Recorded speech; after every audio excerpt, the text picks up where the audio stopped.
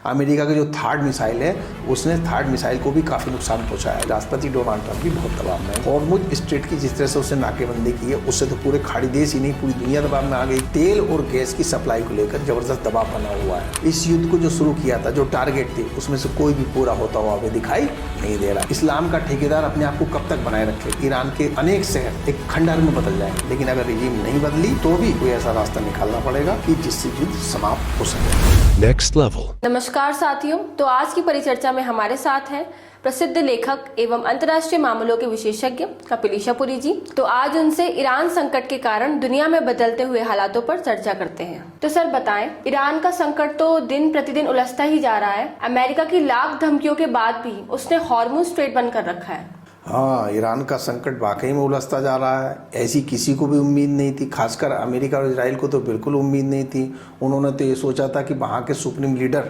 अयतुल्ला Khamenei को मारने के बाद उनका लगभग 90% काम हो जाएगा और ईरान सरकार जल्दी सरेंडर कर देगी, क्योंकि इससे पहले ट्रंप ऐसा कर चुके थे वेनेजुएला के मामले में, जब उन्होंने वहाँ के राष्ट्रपति निकोलस को उन्होंने गिरफ्तार कर लिया था तथा अमेरिका ले गए थे। वो कार्रवाई इतनी तेज़ी से की थी कि उसके बाद राष्ट्रपति डोनाल्ड ट्रंप का आत्मविश्वास बहुत बढ़ गया था। उन्हें लग रहा था कि चलो उतनी जल्दी नहीं होगा तो कुछ दिनों में हम ईरान संकट को भी सुलझा लेंगे तथा ईरान से सरेंडर करा के वहाँ पर अपनी मनमानी सरकार बना लेंगे। इसीलिए अमेरिका और इजराइल ने इतना बड़ा अटैक बहुत जल्दी बातचीत के बीच में ही उन्होंने कर दिया।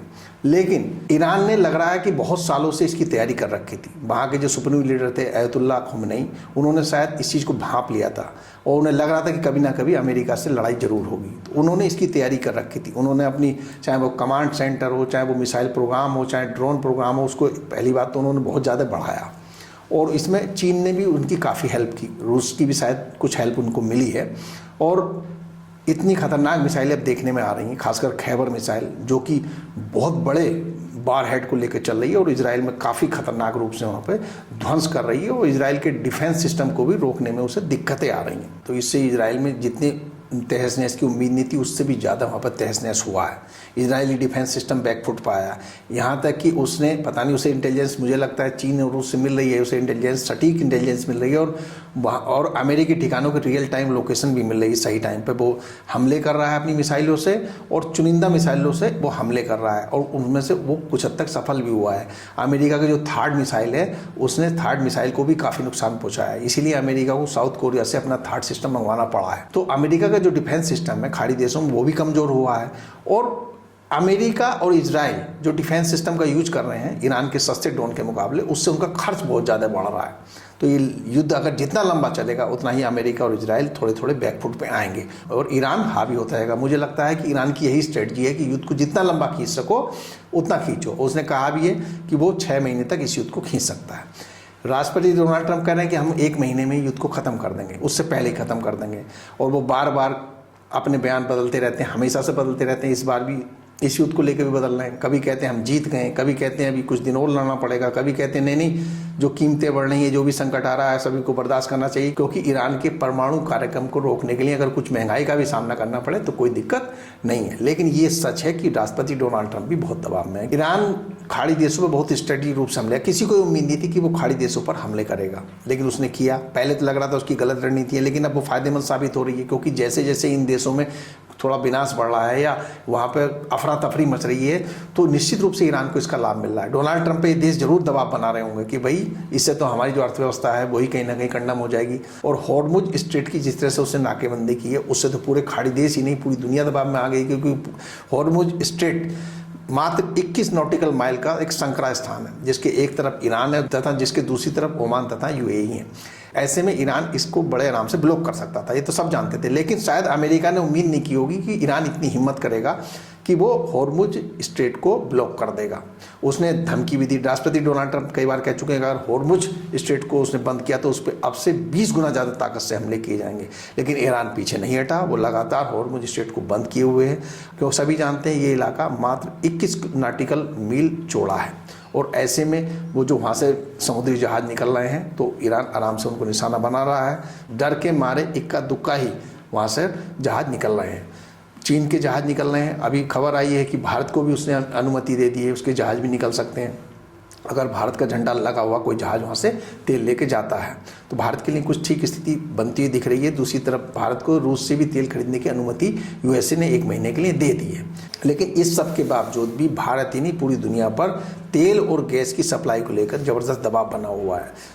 तेल का मूल्य बढ़ता जा रहा है, गैस की किल्लतें आनी शुरू हो गई हैं, भारत में भी लंबी लंबी कतारें हमें देखने को मिल रही हैं, विपक्ष भी सरकार पर हमले कर रहा है।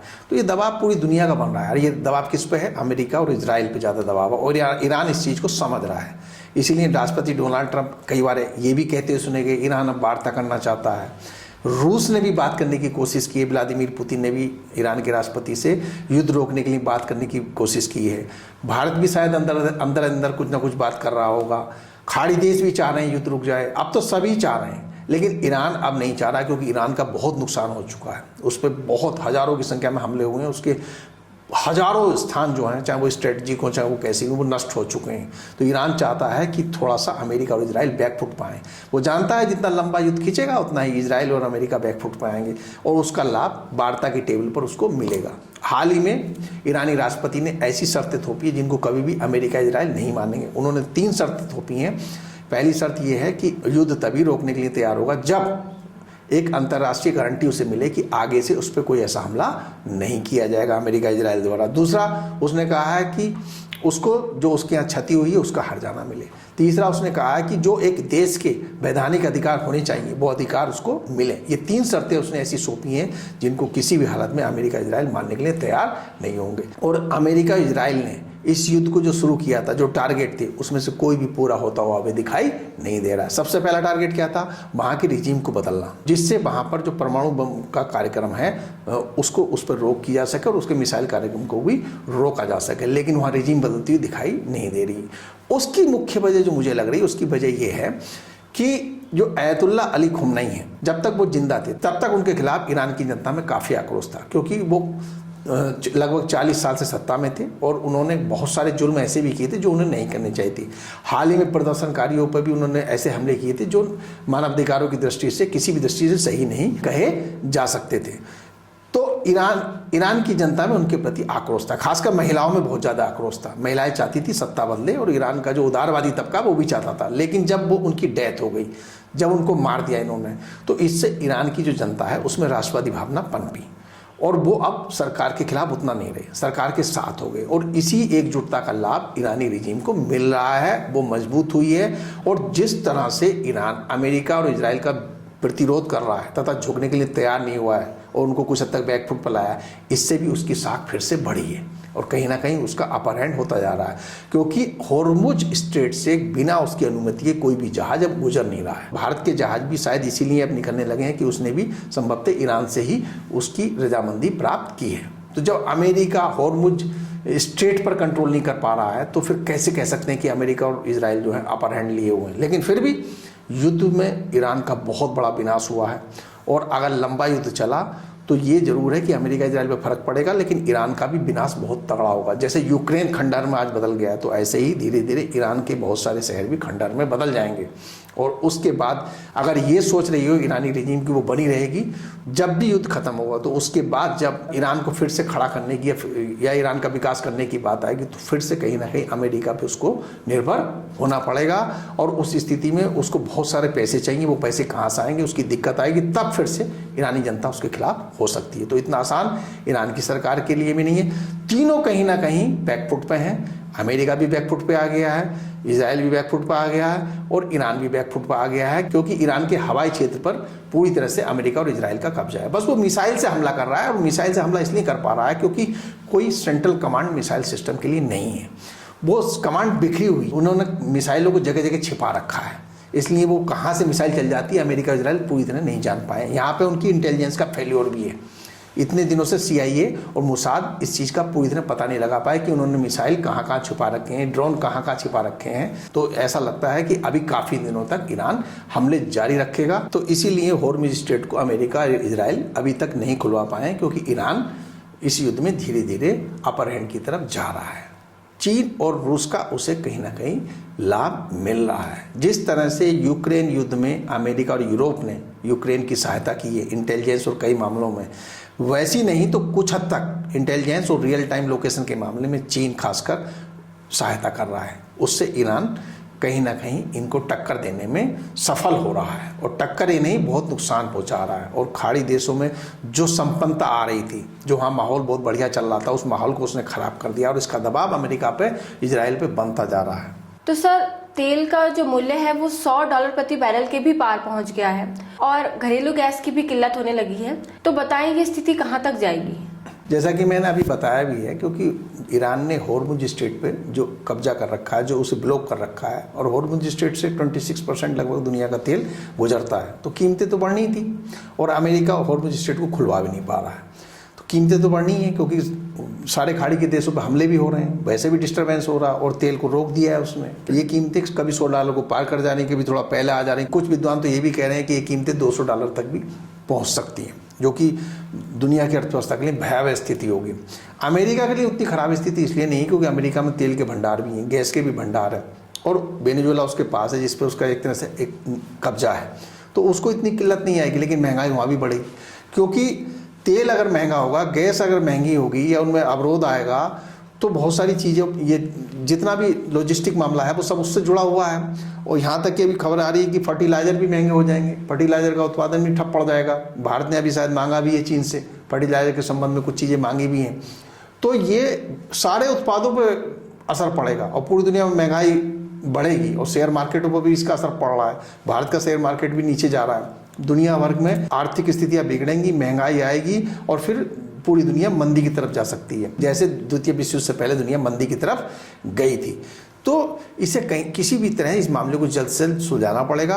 और घरेलू गैस की दिक्कत तो ऐसी है कि उससे तो पूरी अराजकता सी फैल जाएगी। भारत में भी देख रहे हैं कि तेल और गैस को लेकर एक पैनिक की स्थिति पैदा हो रही है।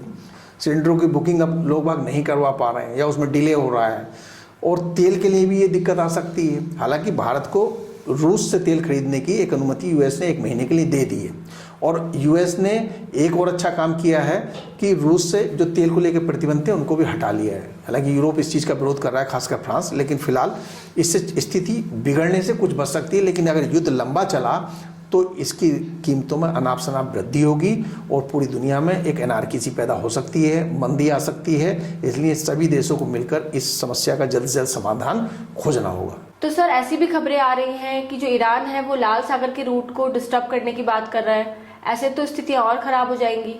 हाँ, ऐसा सुनने में आ रहा है, क्योंकि जब से ईरान के नए सुप्रीम लीडर चुने गए हैं मुस्तफा खामनेई, तब से थोड़ी आक्रामकता ईरान की बढ़ी है। उन्होंने कहा है कि ईरान के दुश्मनों से बदला लिया जाएगा। तब से उन्होंने हॉर्मुज को लेकर भी सख्ती दिखाई है, और लाल सागर की भी धमकी उधर से आई है। लाल सागर से भी दुनिया के देशों को 12% के करीब तेल का निर्यात होता है। ऐसे में अगर ईरान हुती विद्रोहियों की सहायता लेता है तो पूरी तरह से वहाँ ब्लॉक नहीं कर सकता है, लेकिन कुछ डिस्टर्बेंस पैदा कर सकता है। ऐसे में दुनिया के लगभग 35 से 37% तेल और गैस अवरुद्ध हो सकते हैं। इससे पूरी दुनिया में और दिक्कतें बढ़ सकती हैं। वही जो मैंने बताया, महंगाई बढ़ सकती है, मंदी की तरफ दुनिया जा सकती है। तो इस मुद्दे को ध्यान में रखते हुए अमेरिका और इजराइल को अपनी नई रणनीति बनानी होगी, जिससे उनके जो लक्ष्य हैं वो भी कुछ हद तक सज जाएं। चाहे वो ईरान की रिजीम अभी भले ही चेंज ना हो, लेकिन अपने कुछ सीमित लक्ष्यों को साधते हुए वो कुछ ऐसा रास्ता निकाले जिससे कि युद्ध थम जाए। तभी दुनिया में बड़े संकट को टाला जा सकता है। तो सर, ये बताएं, ईरान इतने लंबे समय तक इस युद्ध में कैसे टिका हुआ है और इतना साहस कैसे कर पा रहा है? ज़्यादातर बातें हमने कर ली हैं इस मुद्दे पर लेकर।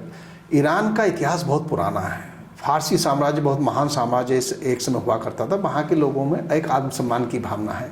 ये जरूर मैं कहूँगा कि जिस तरह से ईरान इजराइल से टकरा रहा है उसको मैं गलत मानता हूँ। केवल धर्म के आधार पर किसी भी देश का विरोध करना आधुनिक समय में गलत है। इसको मैं गलत मानता हूँ। इस दृष्टिकोण के ईरान को मैं गलत मानता हूँ। और वो तो एक सिया देश है, वो सियाओं की बात करता है।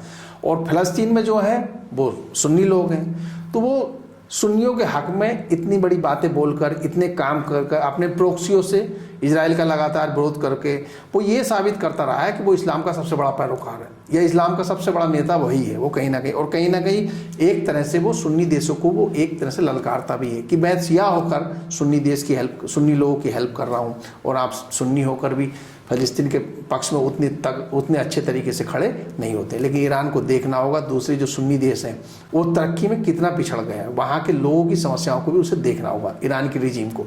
भले ही इस समय वहाँ की रिजीम फिर से अपने आप को बचाने में सफल हो रही है, हो सकता रिजीम बदली ना जा सके, और ईरानी सरकार को अपना आत्ममूल्यांकन करना होगा। क्योंकि किसी भी देश की, किसी भी सरकार की सबसे बड़ी प्राथमिकता उसके लोग हैं, ना कि झूठा घमंड है। इस्लाम का ठेकेदार अपने आप को कब तक बनाए रखेगा? इन हमलों से ईरान के अनेक शहर एक खंडहर में बदल जाएंगे। उसे उन शहरों को बनाने की फिर से चुनौती होगी, वहाँ की जनता को मूलभूत सुविधाएं देने की चुनौती होगी। वो पैसा आखिर कहाँ से आएगा? तो इन सब चीज़ों पर देखना होगा और इजराइल के लगातार वो 40-50 साल से जो विरोध कर रहा है उसको छोड़ना होगा। इजराइल के लोग अब वहीं रहेंगे, वो लगातार इतने दिनों से वो भी संघर्ष कर रहे हैं, कोई उनको कहीं टिकने ही नहीं देता यहूदियों को। तो इस बारे में भी ईरान के लोगों को सोचना होगा, वो भी इंसान हैं, उनको एक जगह देनी होगी और इजराइल को भी कोई बीच का रास्ता अपनाना होगा जिससे कि इस क्षेत्र में एक शांति आ सके और ईरान के लोगों को भी एक तरक्की का लाभ मिल सके। इतना तेल होने के बावजूद भी वहाँ के लोग बताओ गरीबी में जी रहे हैं। ये कहीं ना कहीं एक ये ईरानी सरकार के एक गलत दिशा को ही तो दिखाता है।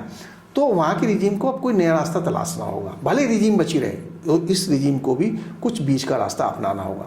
परमाणु बम बनाने की जिद को छोड़ना होगा, मिसाइल कार्यक्रम को जरूरत से ज़्यादा बढ़ाने पर रोक लगानी होगी। इसके बजाय अपने लोगों की जो मूलभूत सुविधाएं हैं, जो वहाँ के लोगों का विकास है, उसकी तरफ ध्यान देना होगा, तभी इस क्षेत्र में कुछ शांति हो पाएगी। जहाँ तक साहस की बात है तो इतने लंबे समय तक वो अमेरिका और इजराइल का विरोध कर रहा था, तो एकाएक उस विरोध को वो वहाँ की रिजीम नहीं छोड़ सकती थी। वो रिजीम आई अमेरिका के विरोध को लेकर थी, तो वो उसके विरोध को पूरी तरह नहीं छोड़ सकती थी। और परमाणु बम और मिसाइल कार्यक्रम को अगर वो छोड़ देती तो वो कभी भी यूएस के सामने उतनी मजबूती से खड़ी नहीं हो पाती और वहाँ के लोगों के निगाह में ही उसका वजूद गिर जाता। तो उसे विरोध तो करना ही था, साहस तो करना ही था। उसकी स्ट्रेटजी बहुत अच्छी रही है, चीन ने उस स्ट्रेटजी में सहयोग दिया है, रूस ने भी हो सकता दिया हो। इन सब चीज़ों को मिलकर उसने जो धीमे युद्ध की अपनी रणनीति अपनाई, उसके माध्यम से वो अपनी मिसाइलों को बचाने में सफल रहा और अभी तक हमला करने में सक्षम है। और उसके पास होर्मुज स्ट्रेट है जो कि पूरी दुनिया पर दबाव बनाने में सफल हो सकती है। उसने होर्मुज स्ट्रेट को ब्लॉक करके पूरी दुनिया को दबाव में ला भी दिया है। उसके साहस का कारण होर्मुज स्ट्रेट है तथा उसकी युद्ध को बनाई गई रणनीति है। तो सर, आपके हिसाब से जो अमेरिका, इजराइल और ईरान के बीच युद्ध चल रहा है वो कितना लंबा खिंच सकता है? अब ये कोई ऐसा अनुमान एकदम से नहीं लगाया जा सकता है, लेकिन ट्रंप जो भाषा बोल रहे हैं उससे ऐसा लग रहा है कि युद्ध जल्दी समाप्त हो सकता है। वो बार बार कह रहे हैं हम युद्ध जीत गए हैं, अब बस कुछ फॉर्मेलिटीज़ रह गई हैं, तो कुछ दिनों में उसे पूरा करके युद्ध हम कभी भी समाप्त कर सकते हैं, इस तरह के बयान दे रहे हैं। कभी कहते हैं कि अभी आपको चिंता करने की जरूरत नहीं है, जो तेल के मूल्य बढ़ रहे हैं, क्योंकि ईरान को परमाणु बम बनाने से रोकना बहुत ज़रूरी है। असल में मुख्य मुद्दा था इनका कि वहाँ की रिजीम को बदलना। ये सोच रहे थे रिजीम जल्दी बदल जाएगी, वो बदली नहीं और उसकी उम्मीद भी नहीं है। तो अगर ये रिजीम बदलने पर डटे रहे तो युद्ध लंबा चलेगा। लेकिन अगर इन्होंने इसी रिजीम से कोई समझौते का रास्ता निकाल लिया, उसमें ये रूस की सहायता ले सकते हैं, भारत भी सहायक हो सकता है, क्योंकि भारत के इजराइल और ईरान दोनों से दोस्ताना संबंध है।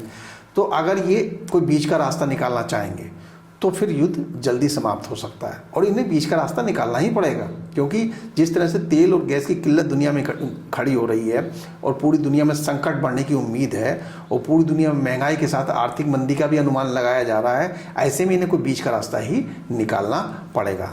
अब ये अलग बात है कि इजराइल और अमेरिका की इंटेलिजेंस कुछ ऐसा चमत्कार कर दे कि ईरान की रिजीम बदल जाए तो बहुत ही अच्छा हो जाएगा इन दोनों के लिए। लेकिन अगर रिजीम नहीं बदली तो भी कोई ऐसा रास्ता निकालना पड़ेगा कि जिससे युद्ध समाप्त हो सके। मेरे अनुमान के मुताबिक 1 हफ्ते या 10 दिन के अंदर ये युद्ध समाप्त हो जाना चाहिए।